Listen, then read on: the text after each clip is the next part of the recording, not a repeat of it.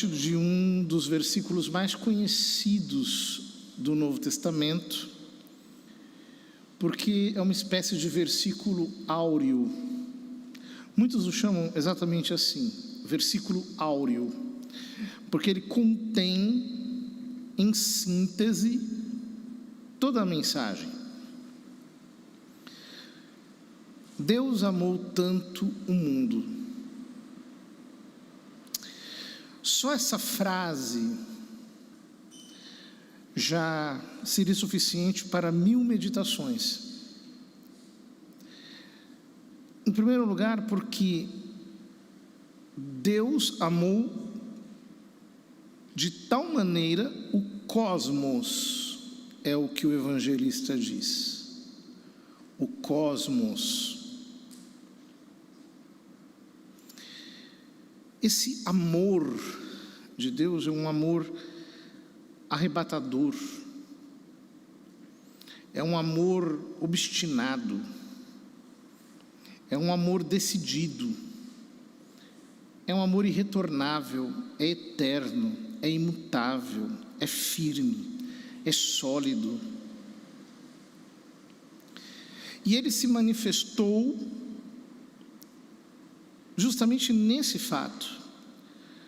Deus amou o mundo de tal maneira que deu o seu Filho unigênito. Deu o seu Filho unigênito, deu o seu único filho. Seu único filho.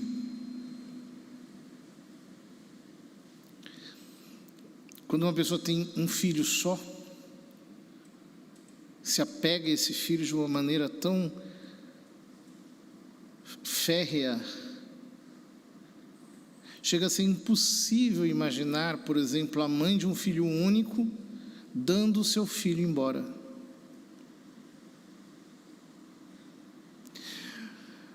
Mas o que São João está dizendo aqui, o Pai eterno, tem apenas um filho gerado dele, eternamente. E o que ele fez? Ele deu o seu filho, ele deu o seu filho. Todos nós poderíamos aqui parar, porque isso chega a ser absurdo. Que Deus entregue o seu filho. E o entregue por quê? E o entregue para quem? Entrega para que não morra todo o que nele crer, mas tenha a vida eterna. Ele entregou o seu filho para morrer por nós. E nós não somos grandes coisas. Nós somos pecadores muitas vezes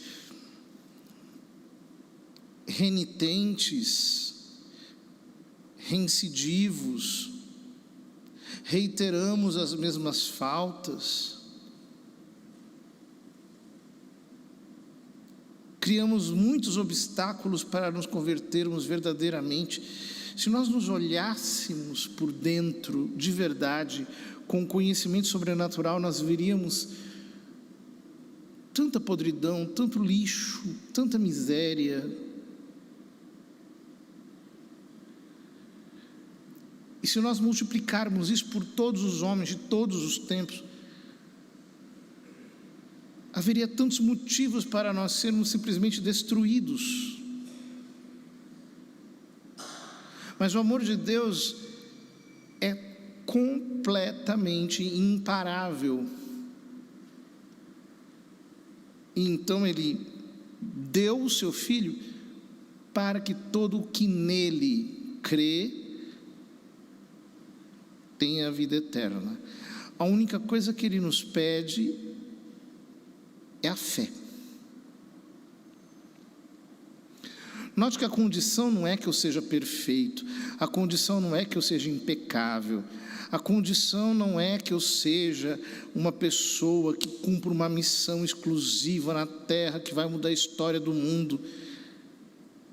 Deus se entregou por mim, e a única coisa que Ele exige é fé. Eu tenho que ter a disponibilidade de crer, a boa vontade de crer. Eu tenho que ter essa luz acesa em minha alma. E a nossa geração é tão desgraçada que criou todos os meios para fazer um homem não crer.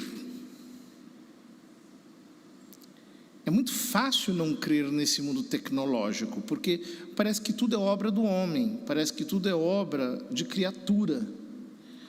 No mundo antigo, não. Quando o homem era dominado pela natureza, então ele percebia melhor a força que não está à sua disposição. Intuía, portanto, de uma maneira mais clara, Deus. Nós, nesse mundo tecnológico, nos impregnamos de materialismo, nós nos impregnamos de ceticismo, nós queremos reduzir tudo ao quantificável, e parece que nós colocamos Deus como se fosse um dependente nosso. Parece que crer é como que fazer um favor para Ele, como se nós disséssemos: Deus, já que o Senhor não se mostra, então eu faço um favor para Ti, eu creio. E é evidente que nessa posição ninguém vai conseguir crer, que a fé é o oposto disso. Sou eu que dependo de Deus, sou eu que não estou no controle, sou eu que não sei nada, sou eu que não tenho capacidade de entender. É Ele que me transcende, é Ele que me supera, é Ele que está muito além de qualquer coisa que pode ser pensada, é Ele o indefinível, é Ele o supersubstancial, é Ele o inefável, é Deus. Eu só preciso crer nele e no sacrifício dele. Que o que me salva é o sacrifício dele, é o que ele fez por mim. Infelizmente, os homens esvaziaram a cruz do seu sentido redentor e começaram a tratar o sacrifício de Cristo como se fosse apenas uma injustiça humana, como se Jesus fosse um justiçado pelos homens, um agitador, talvez uma vítima de um assassinato político. Quando essas ideias entram em nossa cabeça, e nós naturalizamos de tal modo Cristo, que Ele deixa de ser o Deus encarnado para nós, com toda a força que isso tem, nós não conseguimos crer. Inclusive, o cristianismo passa a ser uma religião apenas moralista, que traz algumas exigências éticas de amar, de acolher, de perdoar, de abraçar, algumas exigências políticas de partilhar, de fazer o bem, de visitar, de criar estruturas boas, mas não é isso que é o cristianismo. O cristianismo é o sacrifício de um Deus. Ele morreu no meu lugar. O que me salva não é nada que eu faço, o que me salva é o que Ele fez. O cristianismo não é uma religião sobre mim, é uma religião sobre Cristo, sobre o que Ele fez, sobre a obra maravilhosa que Ele realizou, que é de onde brota toda a minha salvação. Eu creio nisso, eu deposito a minha fé nele e no que Ele fez. Então Jesus continua: Deus de fato não enviou o seu Filho ao mundo para condenar o mundo, só para apontar os erros, só para dizer o que está errado, mas para que o mundo seja salvo. Isso é grandioso. Deus não mandou seu Filho ao mundo simplesmente para ficar acusando os homens. Ele mandou o seu Filho ao mundo para salvar o mundo. Isso é o cristianismo. Não é uma religião que me faz simplesmente encontrar algum conforto no meio da desgraça. É uma religião que tem que me tirar da desgraça. É muito interessante certo vídeo que um dia eu assisti, em que um homem caía no fundo do poço, aí passava um e dizia: fique aí, isso é apenas um karma que você está pagando, depois você vai morrer e você vai reencarnar fora do poço. Aí outros diziam: não, você tem que, aí no fundo do poço, fazer um exercício de meditação para esquecer o seu sofrimento. E quando você se esvaziar, está tudo bem. Você vai estar muito à vontade no fundo do poço. Aí passou um outro e disse: não, eu tenho aqui 5 preceitos para você cumprir, aí dentro do poço. Se você for obediente a esses 5 preceitos, no final vai dar tudo certo. Mas você tem que ficar aí no fundo do poço. Aí vem um outro e disse: não, olha, você está aí no fundo do poço, você tem que encontrar alguma coisa aí para oferecer um sacrifício. Não que você vai sair do poço, mas pelo menos você vai tentar que a situação não piore. Então veio um que lançou uma corda, desceu no fundo do poço, pegou o homem e o tirou para fora. Este é Cristo, e isto é o cristianismo. Não é apenas uma ética, um jeito de condenar ou de dizer o que as pessoas têm que fazer, mas é uma salvação real, que tem que se operar em nós pela força da graça. Jesus diz que quem nele crê não é condenado, mas quem não crê já está condenado. De fato, quem não conhece essa graça maravilhosa vive a pior das vidas. Pense quanto sofre um homem sem Cristo. Por exemplo, um ateu que acha que morreu, ele vai para o mesmo lugar que o cachorro, que a galinha, está tudo igual. Ou, por exemplo, um homem que vive obedecendo preceitos porque acha que é isso que vai salvá-lo, não Cristo. Então passa a vida inteira ali obedecendo, cumprindo regras. Ou, por exemplo, um homem que acha que tudo o que acontece com ele já está programado num destino cego, ou que tudo é fruto de leis impessoais, ou que, na verdade, ele precisa aprender a lidar com a sua dor, até dessensibilizar-se completamente. Que tragédia tudo isso, que coisa horrível. Eu sei que o meu Salvador é Cristo, é Ele que me salva, então eu deposito a minha fé nele. Eu não presto, Ele é Deus, e é Ele que me salva. São Paulo chega a dizer, no final do capítulo 2 da primeira carta aos Coríntios, que Ele é a nossa sabedoria, a nossa santificação, a nossa justiça e a nossa redenção. Ele é tudo isso. Portanto, quem não consegue crer está condenado a viver uma vida cheia de angústias e aflições desnecessárias.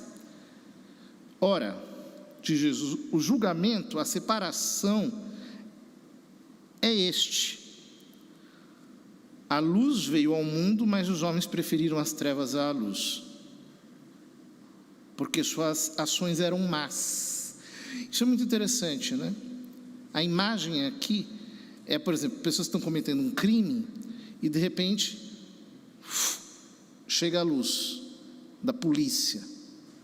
Então eles fogem para não ser pegos.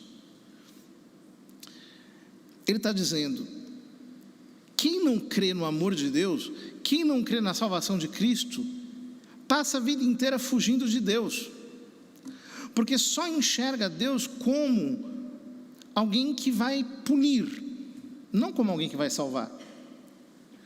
Então ele corre. Quem pratica o mal odeia a luz e não se aproxima da luz, para que suas ações não sejam denunciadas, não sejam manifestas, não fiquem claras. Mas quem age conforme a verdade aproxima-se da luz, para que se manifeste que suas ações são realizadas em Deus. Estes são aqueles que creem no amor de Deus. Eles não disfarçam, eles não se escondem, eles confessam, eles vão para a luz, eles dizem: eu sou bandido, eu sou mentiroso, eu sou adúltero, eu sou fornicador, eu sou um homem cheio de fraquezas, eu não tenho vontade do sobrenatural, eu sou invejoso, eu sou guloso, eu sou cheio de imperfeições. É isso que eu sou. E eu posso fazer isso por quê? Por que eu posso me confessar? Por que eu posso viver a confissão como estilo de vida? Porque é até fácil você se confessar com o sacerdote, mas você ter a sinceridade de uma consciência nua diante de Deus, de quem não tenta enfeitar os seus defeitos, mas tem a coragem de apresentá-los todos assim de cara, sem máscaras, sem disfarces, sem maquiagens. Isso só é possível quando eu entendo que Jesus Cristo é o meu Salvador, e que diante dele eu posso me dar ao luxo de ser o pior homem da terra, porque é nele que eu encontro salvação, não é em mim. Por isso que aos pés da cruz nós não somos nada. Aos pés da cruz tanto faz se você roubou 5 milhões e eu simplesmente causei prejuízos menores a outras pessoas. Tanto faz. Diante da cruz, como diz São Paulo, todos pecaram, estão privados da glória de Deus, e a igreja, no seu precônio pascal, diz uma frase desconcertante: ó Félix culpa, ó culpa feliz, que foi o pecado de Adão, que nos mereceu tão grande Redentor, tão copiosa salvação, tão maravilhosa misericórdia, tão grande redenção. Eu posso simplesmente diante de Cristo bater no peito e reconhecer o meu pecado sem nenhum tipo de vergonha. Eu posso ir para a luz e mostrar todas as minhas chagas. Ele é o médico. Eu posso ir para a luz e mostrar todos os meus defeitos. É Ele que é o reparador. Agora, se eu me escondo, se eu quero me enfeitar e parecer perfeito, então eu estou fugindo da luz, eu estou renegando a salvação. É por isso que a salvação só entra em nossa alma quando nós temos a humildade de reconhecer o lixo que nós somos. Porque Cristo não pode salvar quem já se julga salvador de si mesmo. Ele só pode salvar quem se quebrou e que entende que quebrados todos somos, e que portanto não faz sentido nenhum se esconder, porque esse Deus que ama, ele chegou a esse escândalo de amor que foi dar o seu filho para um monte de gente ruim que nem a gente. E aí, eu vou me esconder para me privar dessa salvação tão maravilhosa? Eu vou tentar me embelezar? Não. Eu vou para a luz, porque eu creio no amor de Deus, porque eu confio no sacrifício de Cristo, porque Ele é o meu Redentor. Por isso, a redenção nos liberta de nós mesmos e da ilusão de que nós somos bons. Como diz Jesus ao jovem rico, só Deus é bom. No mais, todos temos diante da cruz o luxo de poder dizer sem vergonha que somos pecadores.